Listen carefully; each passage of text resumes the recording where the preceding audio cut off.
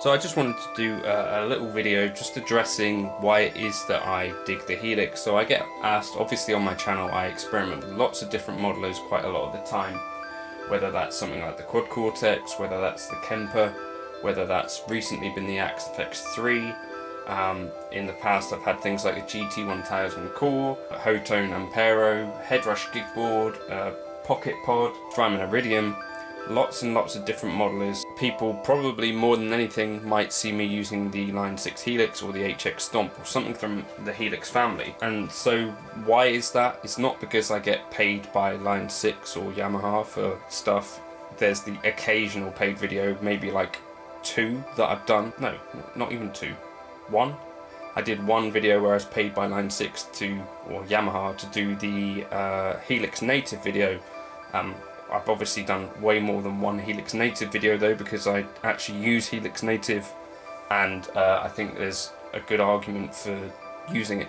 Anyway, so not because I'm paid by them, it's just because I actually really dig the product and the way that the Helix kind of ecosystem works. Now I'm not going to tell you that the Line 6 Helix sounds better than any other device. I think you'll find on forums and stuff and Facebook or Reddit or whatever YouTube comments, there is this perceived superiority of some modelers. Some people will say that the Kemper blows everything out of the water. Another group of people will say that the Axe-Fx blows everything else out of the water. Some people now are going to say that your Quad Cortex will blow everything out of the water, or the newer DSP plugins. I'm not really a person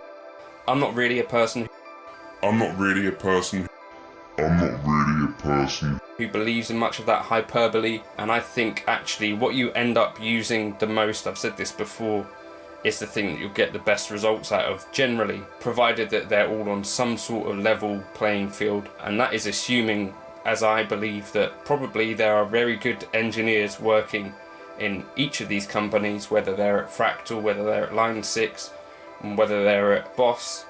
I believe there are people there that know modelling and know how to program stuff in a way that I definitely could not compete with. I believe there's probably skilled people in each of those companies that have a real interest in trying to make accurate models, and I think that's what is driving the quality of everything that we see now. So it's more about just picking a device that does all of the things that you want, or most of the things that you want, and that for me ends up being a Helix a lot of the time, or an HX Stomp. It's worth noting that there are people that have moved through the Line 6 family. So I think the guy who founded Meris Pedals worked on Line 6 stuff in the past. I think the Tone Core and the legacy reverbs were programmed by him.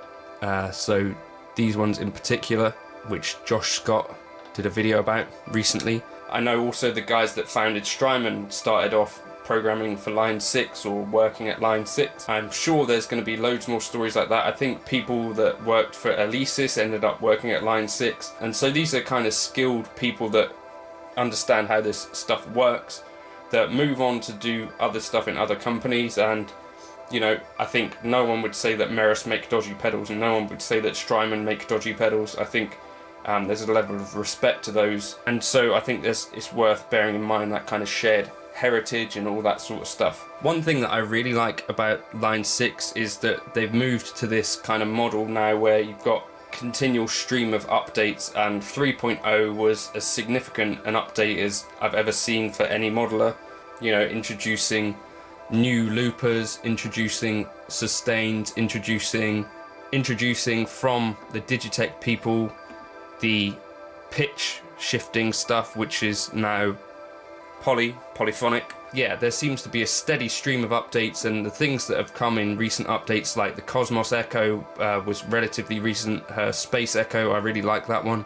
What else have we got recently? The Princeton amp, that came relatively recently in the last update. That one's really cool. But basically every time there's an update, there's generally, I think, something for everyone in those, and the things that have come in updates have really never been disappointing for me personally.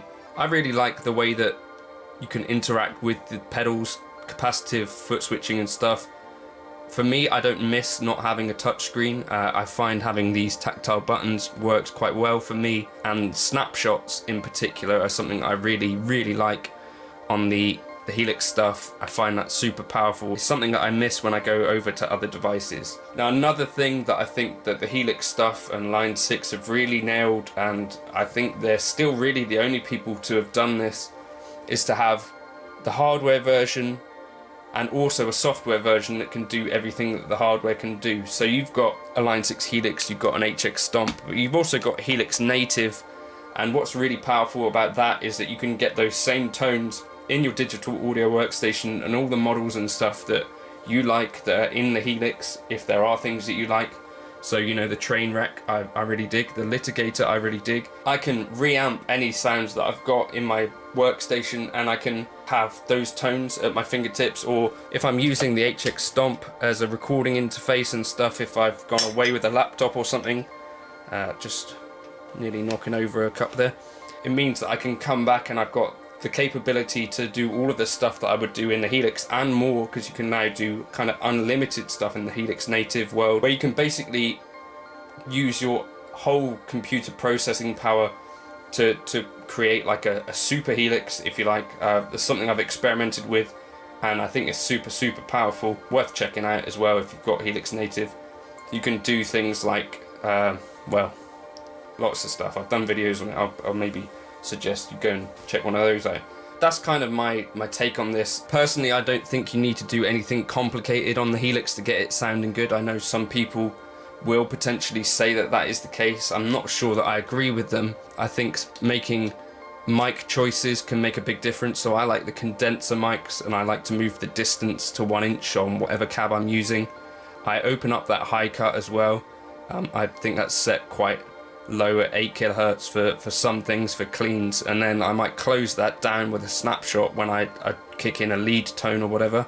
All of the things that you try with another modeler, so some people with a fractal or whatever might just pull up an amp, a cab block and a reverb. If you try that with a Helix, I don't think you'll be disappointed. There are little tips and tricks and stuff that you can find on the internet which can enhance what you've already got there, but I think the basic stuff there does still sound really good, and that's why I'm happy to use it. I wouldn't use it, and I wouldn't do, you know, in excess of 700 videos with it if I thought it was inferior in any way. So that's kind of my take on that. That's why I use the Helix stuff, and that's why you see me using it a lot.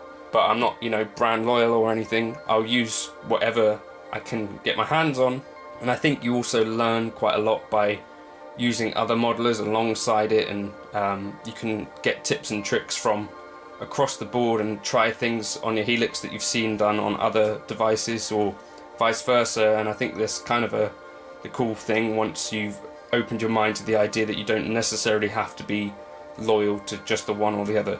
Anyway, so that's kind of my thoughts on that. I've got a Kemper as well, I've got the Fractal products as well. It's just that the way that I like to work oftentimes is with the Helix, and the Helix Native in particular, which is that kind of one really big thing that the Helix Line 6 stuff does that really no one else does at the moment. Hopefully that's vaguely interesting or answers the question that one person might have had. That's how I feel about the Helix. If you wanted to like and subscribe, you could, and that would probably help me out. Or if you want to check out the tones, this was just a tone that I made quickly in the video that I did this morning, kind of the basics of the Helix. So that's what I'll be using in the intro, and you'll see that it's a really simple block, and that's the kind of tones that is possible to make without really much effort on the Helix, and that's kind of why I dig it. Cheers.